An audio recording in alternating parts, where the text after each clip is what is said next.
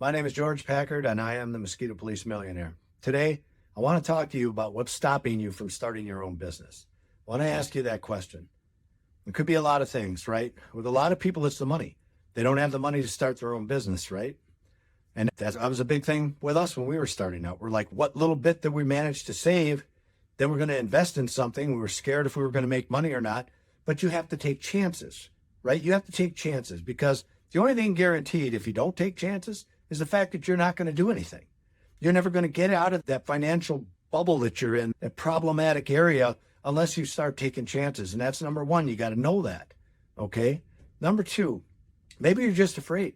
Maybe you're afraid that I'll lose that little bit of money that I worked so hard to put aside.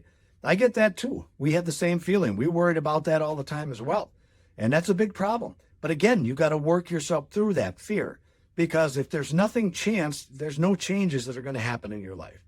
In order to make changes, or in order to have change in your life, you have to make changes, okay? Maybe you don't know what business to get in. I've been down that road many times. I didn't know what business to get in. I didn't even think I'd be in the mosquito police business. And it turns out it was one of the best things that I ever did in my life. Here's a thought. How about you guys take all those things that worry you and stick them on a shelf for a minute? Stick them on the shelf. Stick the money on the shelf. Do some investigating. Check out different businesses and see if there's anything that interests you. Look around your area. Can you solve a need? You need to solve a need. If there's not an ice cream shop in your town, good idea to put one up in your town. If there's not a laundromat in your town, good idea to put one up in your town. Mosquito control, my business. Such a good business for us because the point of entry is harder than different businesses because of the licensing that goes into it. But I'm telling you, once you get there, you never look back. You have to do a lot of thinking about that. You got to put your insecurities aside and move forward.